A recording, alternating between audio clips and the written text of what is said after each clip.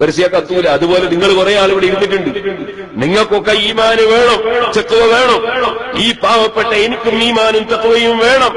എങ്കിലേ ആത്മീയ സദസ്സിൽ ആത്മീയത പരസ്പരം വർദ്ധിക്കുകയുള്ളൂ.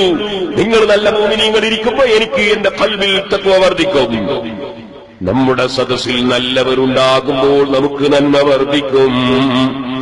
അതേ തീപ്പെട്ടിക്കൊള്ളിയും തീപ്പെട്ടിയും തമ്മിൽ എവിടെയെങ്കിലും ഒരസിയിട്ട് കാര്യമില്ല. മരുന്നും തമ്മിൽ ഒരസുമ്പോഴാ കത്തുന്നത്. ഈമാനും തമ്മിൽ ബന്ധിക്കുമ്പോഴാണ് ദറജ കിട്ടുന്നത്.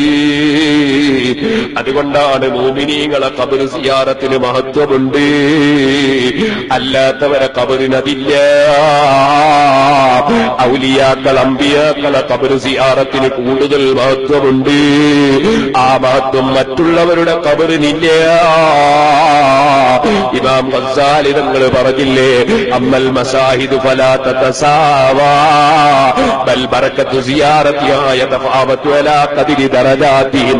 ഖബറിലുള്ളവരുടെ മഹത്വം അനുസരിച്ച് സിയാറത്ത് ചെയ്യുന്നവർക്ക് മഹത്വം വർദ്ധിക്കുന്നു.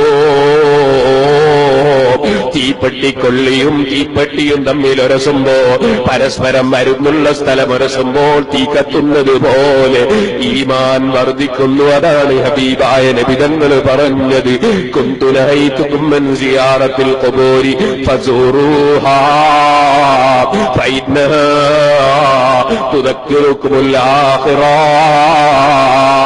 നിങ്ങൾ മുഅ്മിനീങ്ങളുടെ മഹാന്മാരെ ഖബർ സിയാറത്ത് ചെയ്താൽ നിങ്ങൾക്ക് ആത്മീയ ബോധം വർദ്ധിക്കും കേട്ടോ. ഖബറിൽ കിടക്കുന്നവരെ മഹത്വമനുസരിച്ച് ആത്മീയ ബോധം നമുക്ക് വർദ്ധിക്കുന്നു.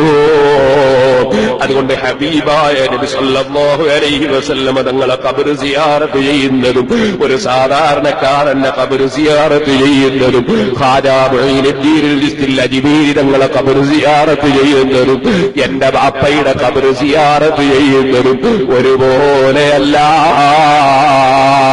ഖബറിൽ കിടക്കുന്നവരുടെ മഹത്വം അനുസരിച്ച് ജീവിച്ചിരിക്കുന്നവർക്ക് യസ്ലു മിൻഹും മദദുൻ ഉഖ്റവിയ്യുൻ ലാ യുൻകിറുഹു ഇല്ലൽ മുഹ്റമൂൻ. ഇബ്നു ഹജറുൽ ഹൈതമി റളിയല്ലാഹു അൻഹു തഫ്സീൽ പറയുന്നു, അതാ ലക്ഷണം കെട്ടവരല്ലാതെ മഹാന്മാരെ ഖബർ സിയാറത്ത് കൊണ്ടുള്ള ഫലത്തെ നിഷേധിക്കൂല.